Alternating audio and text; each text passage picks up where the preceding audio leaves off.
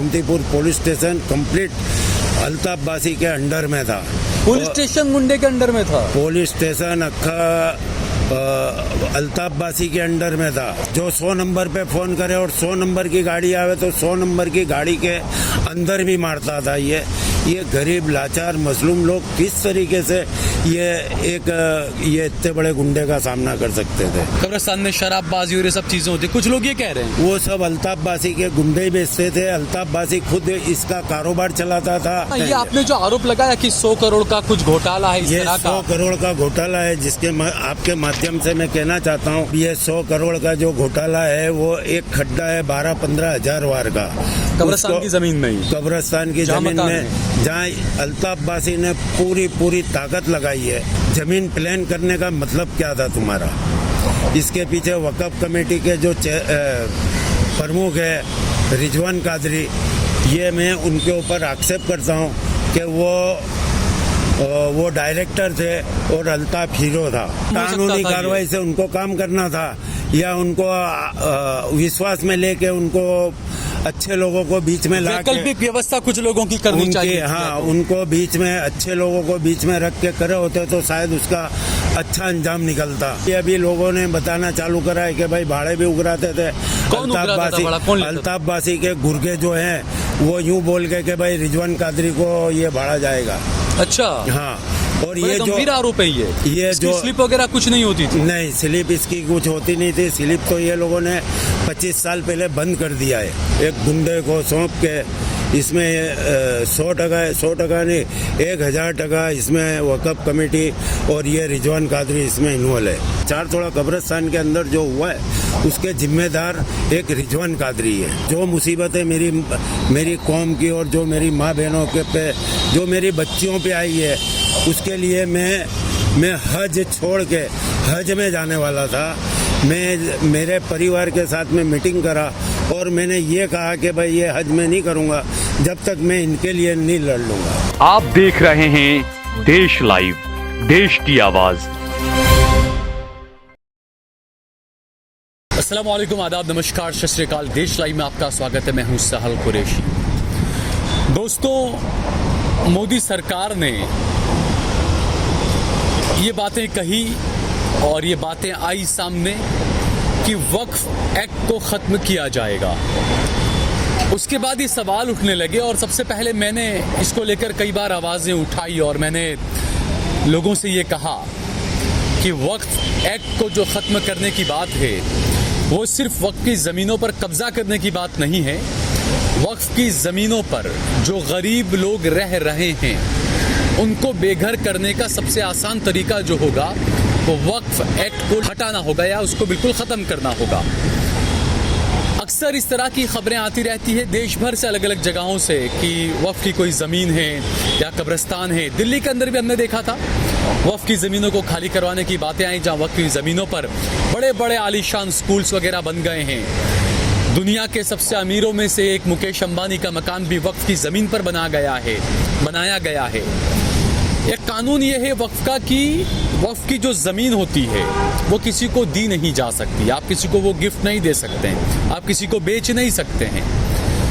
इसी बीच एक खबर अहमदाबाद से आई, क्योंकि गृह मंत्री अमित शाह खुद गुजरात से हैं, प्रधानमंत्री नरेंद्र मोदी खुद गुजरात से हैं।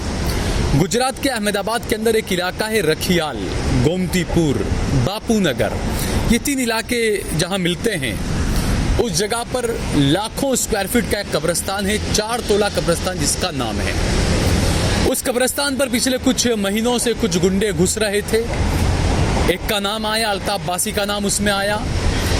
बताया जाता है कि वो पुलिस के लिए मुखबिरी का काम करता था, लेकिन उसको पुलिस ने इतनी ज़्यादा शह दे दी कि कब्रिस्तान का जब मामला आया तो उसने कब्रिस्तान में घुसकर उसके लोगों के साथ में मारपीट की, तोड़फोड़ की, और कुछ आरोप ये लगे कि उसने घरों को भी उसके गुंडों ने लूटा।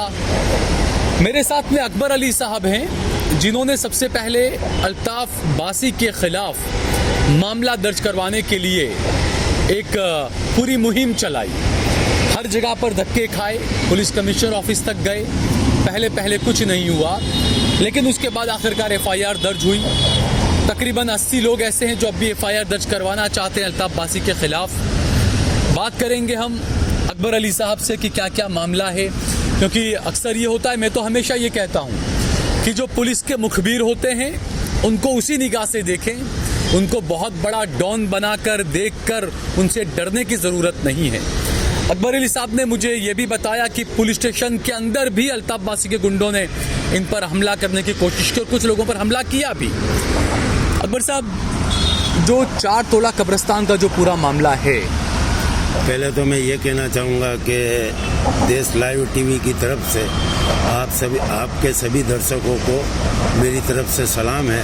और देश लाइव टीवी एक ऐसा माध्यम है कि वो बड़े खुलूस दिल से लोगों का इंटरव्यू करते, गरीबों की सुनवाई होती है और ये बड़ा एक बेहतरीन चैनल है जिसकी मैं वकालत करता हूँ। शुक्रिया।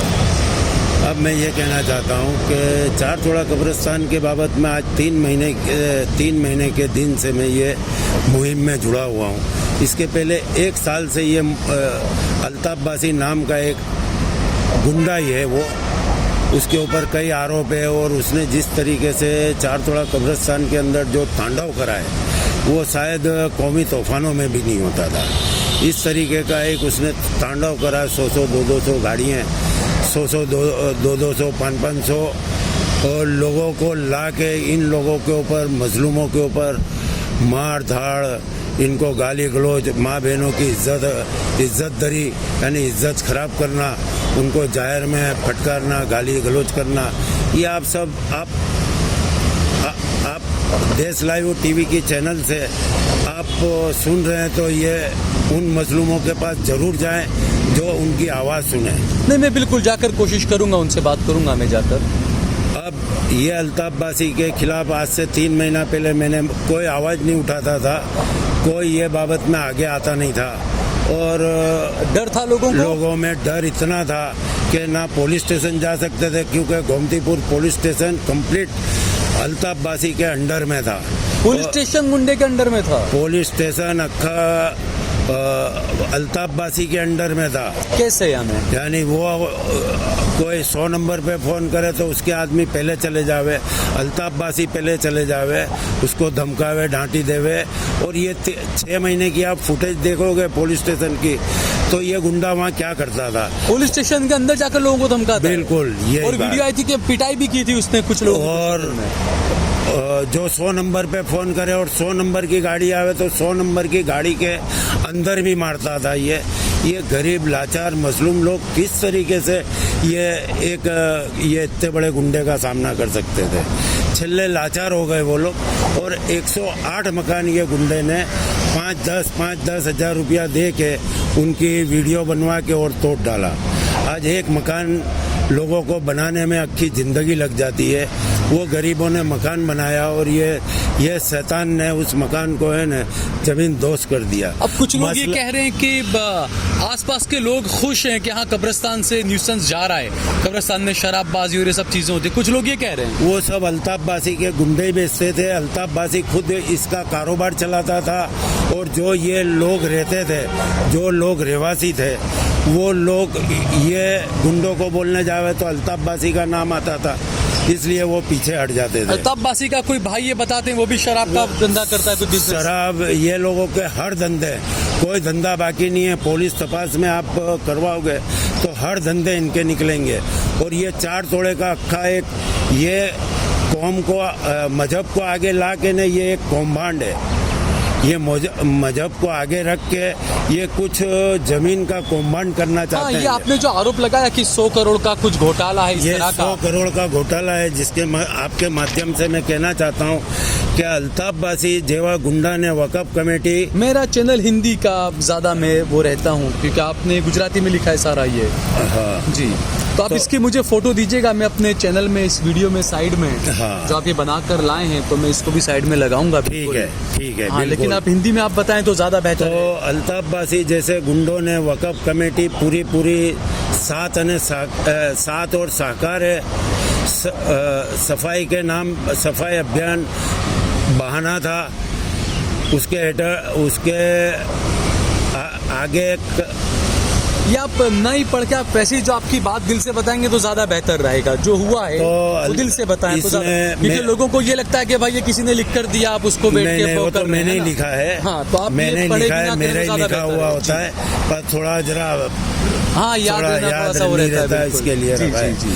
पर तो 100 इसमें करोड़ के घोटाले वाली आप बात कर रहे हैं। अब ये 100 करोड़ का जो घोटाला है वो एक खड्डा है 12-15 हजार वार का, कब्रिस्तान उसको- की जमीन में ही। कब्रिस्तान की जहाँ जमीन मकान में जहाँ अल्ताफ बासी ने पूरी ताकत लगाई है वो लोगों को खाली करने की।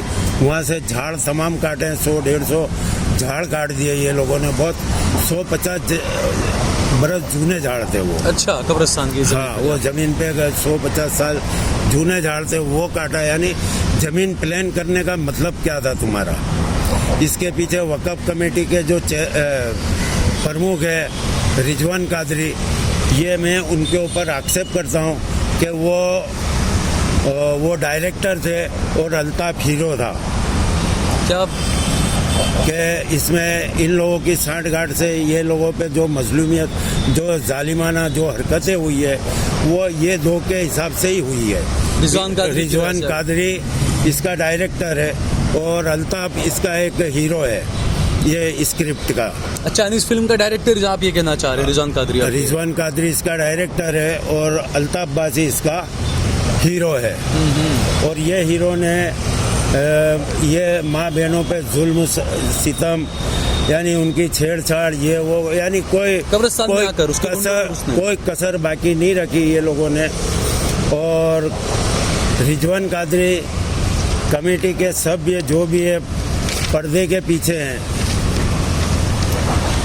पर्दे के पीछे जो रह के काम कर रहे थे उसमें तो आपका ये कहना है कि रिजवान कादरी काम अल्ताफ बासी से करवा रहे हैं जी। तो ये गुंडों को बीच में नहीं डालना चाहिए था, कानूनी कुछ काम हो सकता था। कानूनी कार्रवाई से उनको काम करना था या उनको विश्वास में लेके उनको अच्छे लोगों को बीच में ला के वैकल्पिक व्यवस्था कुछ लोगों की करनी चाहिए। हाँ, उनको बीच में अच्छे लोगों को बीच में रख के करे होते तो शायद उसका अच्छा अंजाम निकलता। अच्छा, रिजवान कादरी ने मुझसे ये कहा था कि वहाँ पर सिर्फ 150 लोग ही थे, लेकिन अब वहाँ बढ़कर 400-500 लोग हो गए। ये तो रिजवान कादरी ही जानते हैं कि रिजवान कादरी पैसे लेके, और भाड़ा भी शायद मेरी जानकारी में ऐसा है कि भाड़े भी उगराते थे ये अल्ताफ बासी के लोगों से। कब की बात है ये? भाड़े कब तक? ये अभी लोगों ने बताना चालू करा है कि भाई भाड़े भी उगराते थे। कौन उगराता था भाड़ा? कौन लेता था? अल्ताफ बासी के गुर्गे जो हैं वो यूं बोल के कि भाई रिजवान कादरी को ये भाड़ा जाएगा। अच्छा, हाँ। और ये जो गंभीर आरोप है ये जो स्लिप वगैरह कुछ नहीं होती थी? नहीं, स्लिप इसकी कुछ होती नहीं थी। स्लिप तो ये लोगों ने 25 साल पहले बंद कर दिया है। और इस तरीके का ऊपर से ये लोग पैसा उगरा के अल्ताफ बासी के द्वारा और रिजवान कादरी तक ये पैसा पहुंचता था, ये लोगों का कहना है जो अच्छा, लोग देते थे। ये कुछ साल पहले भी, 20 साल पहले भी कुछ ऐसा मामला आया था, हाईकोर्ट में पहुंचा था। हाईकोर्ट जब ये लोग खाली कराना चाह रहे थे तो हाईकोर्ट ने कुछ कहा था कि वैकल्पिक व्यवस्था, तो ऐसा कुछ हुआ था उस टाइम? हाँ, हाईकोर्ट ने खुद वक़्फ को संदेश दिया था कि इनकी 3 किलोमीटर के अंदर वैकल्पिक व्यवस्था करके तुम खाली करा सकते हो। आज ये लोगों ने एक सीधा रास्ता अपनाया। अल्ताफ बासी एक गुंडे को सौंप के इसमें 100% नहीं 1000% इसमें वक़्फ कमेटी और ये रिजवान कादरी इसमें इन्वॉल्व है। आपका ये आरोप है कि ये मेरा आरोप है। तो ये आपका ये कहना है कि जो 15,000 वाट जो जगह है मेन, उसी को लेकर ये सारी चीजें ये 15,000 वाट जो जगह है उसी को लेके और ये लोगों ने मतलब एक सब वातावरण को खड़ा करके और सफाई अभियान के नाम पे ये लोगों ने सब 108 मकान तोड़ दिए। 108 मकान वहाँ के तोड़ के, तो उस जगह पर क्या है अभी वो सब जमीन हम सबतल कर रहे हैं ये लोग पुराण करके। अच्छा, पुराण करके वहाँ कोई कब्रें वगैरह कुछ नहीं? कब्रें ये लोगों ने बनावटी कब्रें बनाई हुई है। कहाँ पर? उसी जगह पे ये जो 12-15 हजार वाट जो जगह है ये वहाँ पर कुछ 100-150 कब्रें बनाई है बनावटी। उसकी मैं वक़्फ से ये मांग करना चाहता हूँ, उसकी स्लिप और उसके अंदर कौन मुर्दे है वो मैं तपास करवाना चाहता हूँ। अच्छा, यानी इन लोगों ने रातों रात कब्रें ऐसी बना? हाँ, एक कृत्रिम कब्र है सब बना के ने, मतलब दोबारा मकान न बना सके, लोगों को एक दर्शा सके कि ये कब्रिस्तान था, बाकी वहाँ कुछ नहीं था। तो ये भी कुछ कहा जा रहा है कि कुछ कब्रें वहाँ पर शहीद करके, वहाँ पर जमीन समतल करके वहाँ ओटा जैसा कुछ बना दिया है। कोई जगह कहीं कुछ हुआ होगा, इतनी जानकारी में मेरे भी नहीं है। कोई ने कुछ करा होगा। अब तो इसका मतलब ये नहीं है कि कब्रिस्तान के अंदर ही यही माल है, क्योंकि कब्रिस्तान तो 1969 से बना हुआ है। ये लोग की वसात उस टाइम से है और ये कंपलसरी ये वसात कोई चाले भले गैर कायदे से रहते थे, लेकिन वो वक़्फ़ की सांठ-गांठ से ये लोग पैसा दे के और अपना काम चला रहे थे। मकान बनाते रहते थे लोग, अंदर मकान बनाते रहते थे, वक़्फ़ बोर्ड को पैसा देते रहते थे। आज वक़्फ़ बोर्ड का ये जो भी रिजवान कादरी का जो आक्षेप है, आरोप है, वो मैं खारिज करता हूँ और वो इसके जिम्मेदार हैं। ये जो 4 तोड़ा कब्रिस्तान के अंदर जो हुआ है उसके जिम्मेदार एक रिजवान कादरी है। रिजवान कादरी को आप मानते हो जिम्मेदार? क्यों? क्योंकि अल्ताफ बासी जैसे, क्योंकि हमने इसके पहले लेटर भेजा रिजवान कादरी को, इसके बाबत की खबर दी कि भाई इस तरीके से हो रहा है, कोई जवाब नहीं दिया रिजवान कादरी ने। वक़्फ़ को भेजा, उन्होंने कोई जवाब नहीं दिया। फिर हमने कोर्ट से नोटिस भेजी वकील मार्फत, उसका अभी तक का कोई जवाब नहीं मिला हमको। इतने हमारे को ये साबित हो गया कि ये रिजवान कादरी इसमें शरीक है। जब प्रेस कॉन्फ्रेंस की थी इस मामले में अहमदाबाद सुन्नी वक़्फ़ कमेटी ने रिजवान कादरी साहब ने, तो मैं भी वहाँ पर मौजूद था, तो उन्होंने ये कहा था कि जब लोग आते थे कब्रिस्तान में, तो कब्रिस्तान में रहने वाले लोग उन पर भी हमला करते थे, उनको मारते थे। नहीं, गलत बात है, वो तो आक्षेप है, इल्ज़ाम है। और कोई अगर तुम किसी के साथ में जाति करोगे तो वो तो कोई ना कोई तो कुछ बोलने वाला तो होगा। तुम जाति करने जाते होगे, आज तुम इस तरीके का जुल्म कर सकते हो तो इससे तुम जाके भी जाति कर सकते हो ना। बिल्कुल। तो ये जाति के सामने अगर किसी ने आवाज़ उठाई है तो ये हमला नहीं है। अच्छा, इसमें यह भी कहा गया कि अल्ताफ बासी के खिलाफ कई लोगों ने कंप्लेनें की, पिछले 4 महीने में 80-100 कंप्लेनें कर दी गई, लेकिन उसके बावजूद पुलिस कोई सरकार को इसके लिए काम नहीं करती। क्या वजह, ऐसा क्या है अल्ताफ बासी में? कंप्लेन के लिए लोगों ने एक ही जगह कंप्लेन करी, कमिश्नर कचहरी पे, लगभग नहीं तो 100 कंप्लेन करी। 100 कंप्लेन, लेकिन कार्रवाई किसी में नहीं। 100 कंप्लेन में कभी कोई कार्रवाई नहीं हुई है, उसका पुरावा मेरे पास में है। 100 कंप्लेन के जवाबदार गोमतीपुर पुलिस स्टेशन ही है, क्योंकि मैं तो बहुत बाद में आया हूँ, और उसके टाइम पे, उसके पहले ये लोग, यानी ये 100 कंप्लेन मेरी मर्जी से मैंने लोगों को बोल के करवाया कि तुम्हारी कम से कम नहीं तो हिफाजत तो होगी। वो इस लायक भी नहीं थे कि ये पुलिस तक पहुँचे।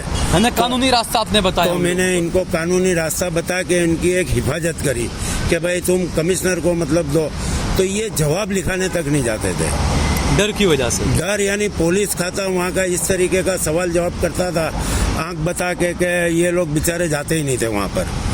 तो इन लोगों को खुद में लेके जाता था और जवाब लिखवाता था। अच्छा, ये भी खबरें आई कि कई जगहों पर ये होता था, अल्ताफ बासी के खिलाफ जब कोई कंप्लेन आती थी या कुछ होता था तो बड़े अधिकारियों के फोन आ जाते थे कि भाई ये तो हमारा मुखबिर है, इसके खिलाफ कुछ ना किया जाए। उसके बाबत में मेरे को ये बाबत में तो जानकारी नहीं है, बाकी इतनी जानकारी जरूर है कि पुलिस का ये मुखबिर था और वहाँ बड़े दावे के साथ में अक्के विस्तार को उसने कवर करके रखा था, और जितने भी गैर कानूनी धंधे हैं वो सब ये करता था, खंडीड़ी हो के कोई भी जात का, और हर एक का ये कोई भी वहाँ पर कांड होता था या कोई का भी झगड़ा फसाद के कोई भी घर की मैटर, तो ये खुद ही सोल्व करता था।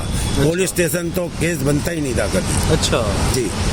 अच्छा, दूसरा ये कि अल्ताफ बासी का ये जो नाम आया, इसके अंदर ये तमाम चीज़ें हुई, कई सारे वीडियो अल्ताफ बासी ने वायरल किए, लाइव किए, जिसमें वो सीधे तौर पर धमकी दे रहा है, और कई वीडियोस में कांग्रेस के काउंसलर वगैरह उसके साथ में खड़े हुए हैं। नहीं प्लीज़, मैं ये बाबत में राजकारण से मैं कोसों दूर हूँ। लोग मेरे पे भी इल्ज़ाम राजकारण का लगा रहे हैं, लेकिन राजकारण से मैं कोसों दूर हूँ। मैं एक सामाजिक कार्य करता हूँ, मेरा दिल कहता है वो काम मैं करता हूँ। गरीबों के लिए मेरा दिल धड़कता है, और जो मुसीबतें मेरी कौम की और जो मेरी माँ बहनों के पे, जो मेरी बच्चियों पे आई है, उसके लिए मैं हज छोड़ के हज में जाने वाला था। मैं मेरे परिवार के साथ में मीटिंग करा और मैंने ये कहा कि भाई ये हज मैं नहीं करूँगा जब तक मैं इनके लिए नहीं लड़ लूँगा। वक़्फ़ की ज़मीन जो खाली करवा रहे हैं, हाँ, ये जो लोगों को जो जुल्म सितम के खिलाफ जब तक आपने आपका हज पे जाना छोड़ दिया, और मैं ये जब तक मैं हज नहीं कर सकता जब तक इनको इंसाफ नहीं मिल जाता। अच्छा, अभी जो वहाँ पर रह रहे हैं, कितने मकान हैं और मांग क्या है अब इन लोगों की? अब वैकल्पिक व्यवस्था की मांग है, और मेरा तो ऐसा कहना है कि 4 तोड़ा कब्रिस्तान 1,30,000 1000 किलोमीटर के स्क्वायर फीट के अंदर है। तो मेरी बात यह है कि उनको एक 10-15 फुट का उनको एडजस्ट करो हर एक मकान वाले को, और एडजस्ट करके उनको 10-15 फुट का रास्ता दे के कोर्ट ले लो, कोर्ट लेके और इनको कायदेसर कर दो। अच्छा, यानी जो मकान जो बस्ती है उसके पीछे कब्रिस्तान में पूरी दीवार बना दें, तो जो कब्रों की बेहुरमती है इन लोगों का, वो मकान के रहने वालों का अंदर कब्रिस्तान में एंट्री भी ना हो, कब्रिस्तान सेफ हो जाएगा और ये भी इनकी व्यवस्था हो जाएगी। इनको आप भाड़ा चालू करा दो तो कब को क्या है, भाड़ा चालू हो जाएगा। तो वो लोग सब किराया वगैरह देने के लिए भी तैयार वो सब कंप्लीट है, बिल्कुल वक़्फ़ अगर बोलती है बैठने का तो अपने सबको बिठाने के लिए तैयार है। समाधान का रास्ता निकालो। मैं ये जानता हूँ कि ये गुंडों से या कोई दाऊद इब्राहिम भाग गया है, खराब आया कुछ दाऊद इब्राहिम भाग गया तो ये लूखे, ये चोर, ये चिंदी चोरों का तो क्या आता जाता है। ये देश के अंदर कानून सबसे बड़ा है, कानून से ऊपर कोई नहीं है। बिल्कुल। और कानून ने वो काम करा है। मैं सीपी साहब, आपके माध्यम से सीपी साहब का बहुत बहुत धन्यवाद करता हूँ। कमिश्नर साहब ने जो कामगिरी बजाई है वो तहे दिल से मैं उनका शुक्रिया अदा करता हूँ। 4 तोड़े की टीम के माध्यम से और आपके चैनल के माध्यम से मैं सीपी साहब का बहुत बहुत शुक्रगुजार हूँ कि उन्होंने जो कामगिरी करी है वो लाजवाब कामगिरी थी, और आगे भी इंशाल्लाह मैं चाहता हूँ कि उनकी कामगिरी बेहतर और अच्छी करेंगे। ठीक है, बहुत बहुत शुक्रिया हमसे बातचीत करने के लिए। शुक्रिया आपका सैल साहब, और आपके देश लाइव टीवी को मैं बहुत बहुत शुक्रगुजार हूँ। आपने मेरा इंटरव्यू लिया। एक बाउस चैनल है और एक बहुत मजबूत चैनल है, उसका मैं बहुत बहुत शुक्रगुजार हूँ। और आपको एक आमंत्रण देता हूँ कि आप ये बेचारे गरीबों का एक लाइव इंटरव्यू लो, आपको और दुनिया को सबको खुलासा हो जाएगा। ठीक है, बिल्कुल जरूर मैं करूँगा इंटरव्यू इंशाअल्लाह।